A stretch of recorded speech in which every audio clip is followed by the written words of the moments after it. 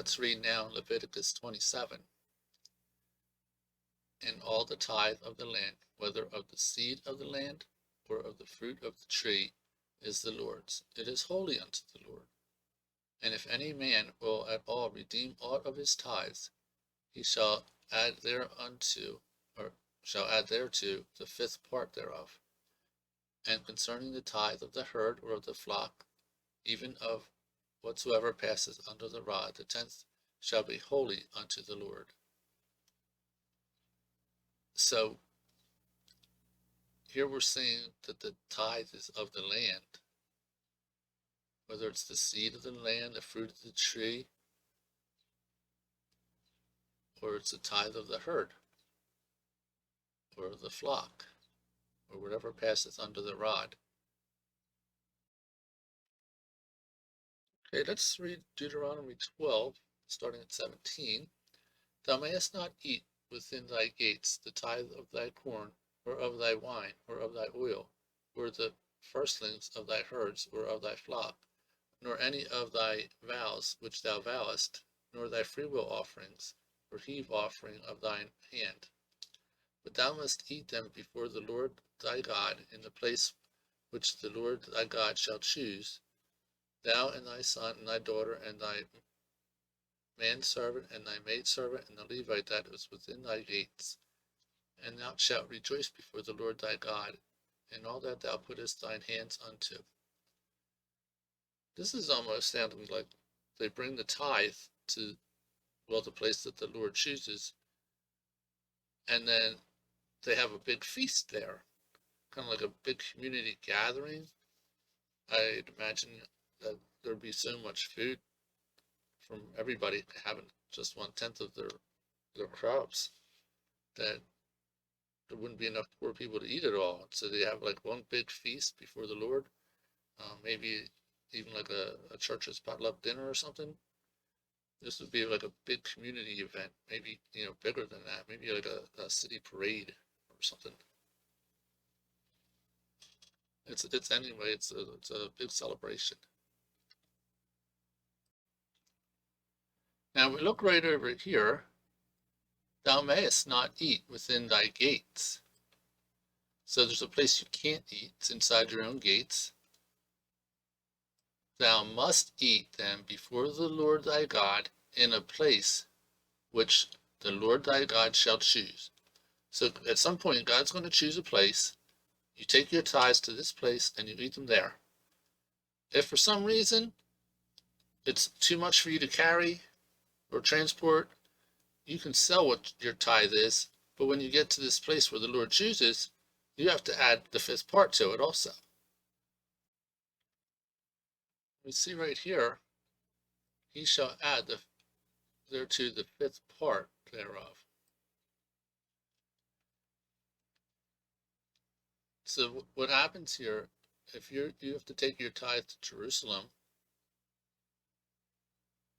and it's a whole bunch of fruit, vegetables, cattle, you can exchange that for money. That's what the redeeming is. It says if a man will at all redeem aught of his tithes. So you can take that as money, but when you get there, you have to add another fifth part to it. Because God's not really wanting the money. He wants the tithe of the land, the seed of the land, the fruit of the trees. He doesn't want the money because the money doesn't feed people.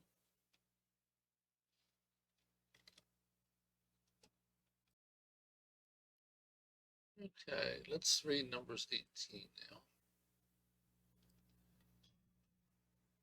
And the Lord spake unto Moses, saying, Thus speak unto the Levites, and say unto them, When ye take of the children of Israel the tithes which I have given you from them for your inheritance, then ye shall offer up an heave offering unto the Lord, an heave offering of it for the Lord, even a 10th part of the tithe. And this your heave offering shall be reckoned unto you, as though it were the corn of the threshing floor, and as the fullness of the winepress. Thus ye shall Thus ye also shall offer and heave offering unto the Lord of all your tithes, which ye receive of the children of Israel, and ye shall give thereof the Lord's heave offering to Aaron the priest. Aaron, he was the high priest of the land in that time, and the Israelites, they would bring their tithes unto the Levites because they were priests, and they also had to give a tenth of what they received, and that tenth went to Aaron. So it's kind of like when you give your money to your church today, and the pastor gets paid, and the pastor gives the tenth back to the church again.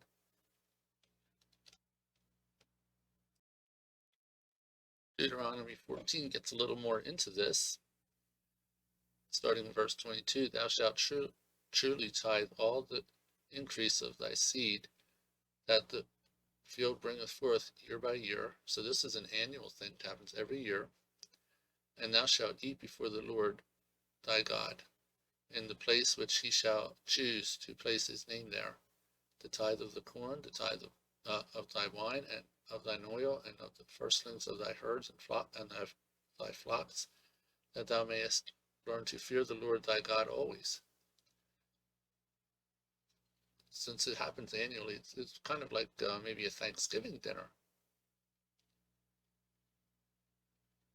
And if the way be too long for thee, so that thou art not able to carry it, or if the place be too far from thee, which the Lord thy God shall choose to set his name there, when the Lord thy God hath blessed thee, then shalt thou turn it into money, and bind up the money in thine hand, and shalt go unto the place which the Lord thy God shall choose. So this is like the whole nation coming together in this place where the Lord chooses.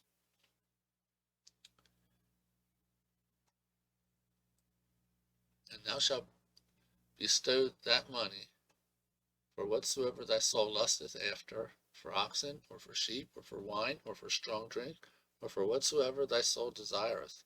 And thou shalt eat there before the Lord thy God, and thou shalt rejoice, thou and thine household. And the Levite that is within thy gates, thou shalt not forsake him, for he hath no part nor inheritance with thee. At the end of the 3 years thou shalt bring forth all the tithes of thine increase the same year, and shalt lay it up within thy gates.